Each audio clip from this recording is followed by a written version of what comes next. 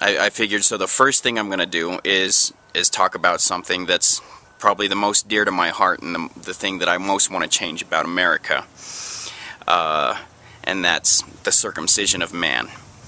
A few months ago I wrote a paper about it and stuff, so I'm just going to go ahead and read that so that I can kind of focus in on what I kind of want to say.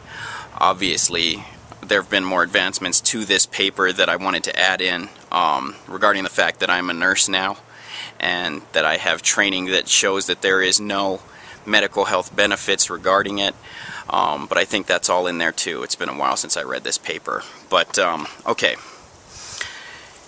It starts, in a matriarchal, Christian-built society like America, is a crime only a crime when it happens to a woman.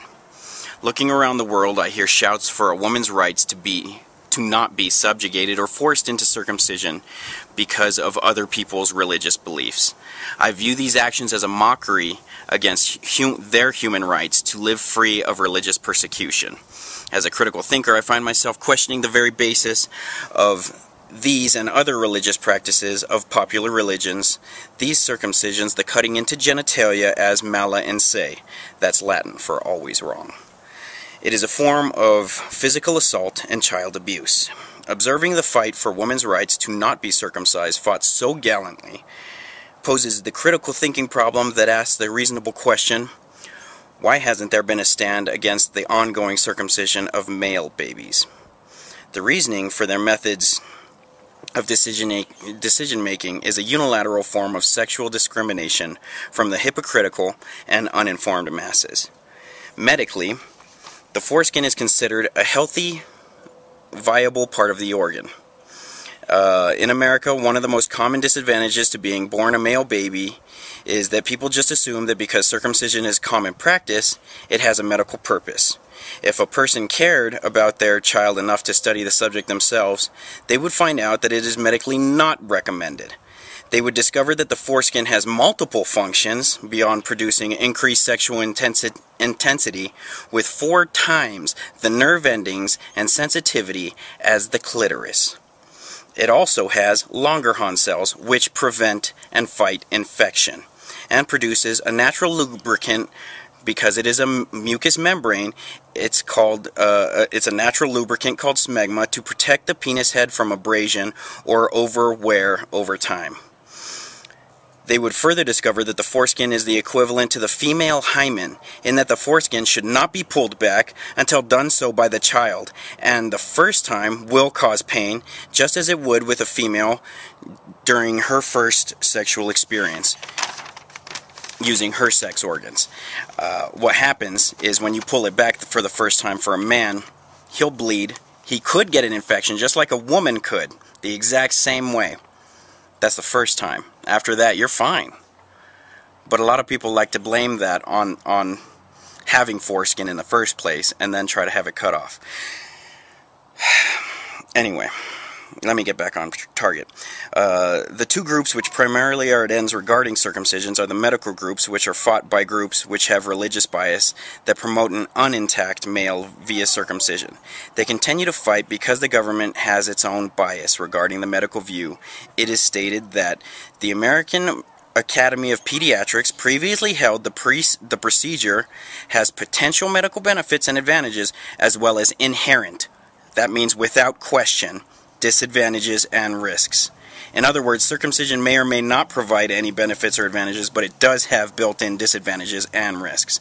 It is not surprising, therefore, that the AAP has assigned a task force to re-examine routine infant circumcision. On March 1st, 1999, after a 2-year investigation, it was concluded that the potential medical benefits of infant circumcision aren't significant enough, and therefore the AAP does not recommend it to be a routine procedure. A routine surgical procedure for newborn babies. The government law states that the action of taking a knife to any person against their will is an act of violence. Whether it is criminally insane Abraham sacrificing his son to his God and believes he is exercising his religious rights to sacrifice a person, or a modern-day Christian which believes they are exercising their rights to sacrifice body parts of their baby's genitalia, these are all crimes. the willful act of assault with a deadly weapon could be charged to any person who violates that child's rights with these types of child abuse. Yeah, sexual assault of a minor. That's what that's called. Child abuse is the physical or psychological or emotional mistreatment of children. In the U.S., the Center for Disease Control and Prevention defined child maltreatment as any act or series of acts by a parent or other caregiver that result in harm, potential for harm, or threat of harm to a child. With this definition, it can be seen very clearly that taking a baby and holding them down and sticking knives into their genitalia is a form of physical bodily harm, i.e. child abuse. This harm lives on in children and causes lifelong problems to extend to the deadening of the nerve endings, desensitization of the penis, and erectile dysfunction. It is not a coincidence that America has the highest rate of circumcisions worldwide and the highest rate of erectile dysfunction and prescriptions needed to reestablish erection and arousal, because the most sensitive part of the human body has just been removed from that male. Religions commonly have a self-righteous hypocrisy. Christians here metaphorically throw stones at the African religions regarding female circumcision, yet refuse to stop doing circumcisions to children that are male themselves. Hypocrisy is the act of pretending to have beliefs, opinions, feelings, or standards that one does not actually have. In multiple abortion cases, Christianity and other similar religions fight for the rights of children to be considered humans and have equal protection under the law from the moment of conception. However, when the child is born, the first thing they do is strip the child of its First Amendment right to freedom of religion. They do this by inducting them into their religion without the child's consent or any acknowledgement of his divine free will. Their religion preaches that their God is infallible and that man was created in God's image, and states that he has divine knowledge should never be questioned. Even though they maintain that belief, they have accepted to mock God's plan and destroy God's creation by cutting off the most intimate parts of the male body because they consider them evil, such as foreskin of the penis. It is even told to them in their religious text, the Bible, that this part of the male should be sacrificed to their God because whoever wrote it saw infections in men who didn't bathe properly and assumed God didn't like it on man. This type of thought was reasoned by many ancient religions who built their gods' rules based on what they observed, just as another unintelligent religion assumed eating pork was against God's will because they wouldn't cook it at the required heat and would thereby get sick and usually die. Although we have better knowledge about cleanliness, many of our older religious practices are still condoned as legal because people who believe in those religions have maintained a position in our government and are the ones making our laws. The U.S. government's viewpoint is sadly religiously biased in many ways, as it was founded in a strongly Christian-based background. The government has a fair amount of sexism with regards to genital mutilation. Sexism refers to the belief or attitude that one gender or sex is inferior to or less competent or less valuable than the other. Sexism is seen in many ways regarding the subject of body modification. One instance is that the World Health Organization has fought to end FGM, female genital mutilation, and the United Nations declared February 6th International Day Against Female Genital Mutilation. Apparently, male babies are not considered worth protecting by either of these organizations. This is an ongoing sexual discrimination. Even here in America in the 1800s, it was legal to circumcise women until a law was passed to protect them. But once again, men were not considered. The problem with this sexism and religious bias is that America proclaims a separation of church and state. However, in a true separation of church and state, a person would have mandated age limits regarding body modification. Just as tattoos and some piercings are age restricted, so too should circumcision be age limited to men over 18. Although the government views the action of circumcision as a citizens exercising their rights to freedom of religion, it's exactly the opposite. The child who is having the operation done has no say in their own religious beliefs and no ability to make informed consent regarding whether they consider this action an acceptable practice or exercise of their own religious views. Not given any choice, the children have needles stuck into their little frail bodies. They are usually not drugged up on painkillers if they're 3 days old, but that'll happen later on in life. But they'll be held down, kicking and screaming, as their rights of freedom of religion and freedom from religious prosecution are stripped from them. In critical thinking, a person must see a problem, but also offer a reasonable solution. In this case, there have been cases where the government has chosen to override the freedom of religion for the sake of the child's safety. In Prince versus Massachusetts, 1944, the U.S. Supreme Court stated that although it was within their religious practices that their child be a part of a missionary preaching, that parental authority is not absolute and can be permissibly restricted if doing so is in the interest of the child's welfare.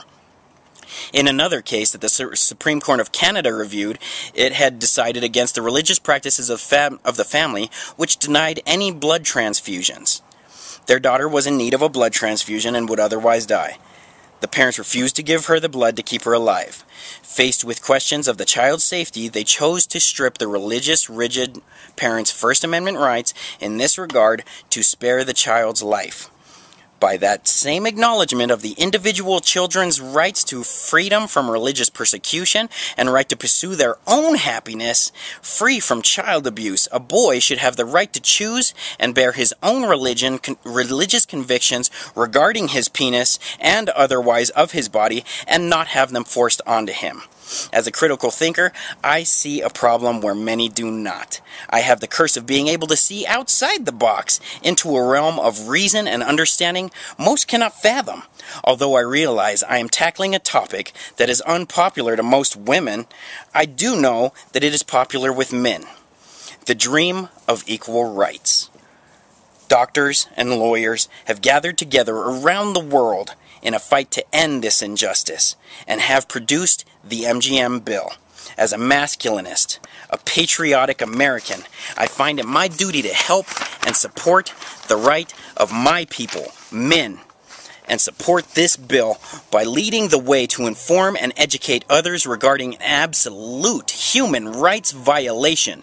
Any form of routine genital cutting for babies, regardless of gender, is child abuse and an act of violence. I will continue on my crusade to fight against the uninformed, religiously brainwashed masses that cut up their babies by the millions every day. Every day there is a little boy born in this country, and every day there is a victim made of him. That monstrous thought in mind, I avidly support the San Diego-produced MGM bill, which is being introduced in Congress. This law supports a healthy alternative for the religious and promotes their religious beliefs because it offers men the choice to enter into a religion instead of being forced into it. It provides men an opportunity to decide their own fate, and states that without direct medical need for the procedure, that the child be protected until the age of 18, wherein they can make their own religious choices and are free to modify their body however they wish. By implementing this plan of action, a common ground can be accepted and a deeper peace can be found for all Americans. This law will bridge the gap between the wants of the religious groups, the wants of America's youngest male citizens, and the wants of the government. With the indoctrination of this law, I hope for the protection of my people, who are too weak to defend themselves. These are babies. This goes to the base belief of all America, that all man is created equal, and that all men have the right to freedom of religion and freedom from religious prosecution. This type of child abuse, called male circumcision, which is accepted and condoned as the national standard, I call the rape of the natural world. It's my body, my choice. Don't steal it from me.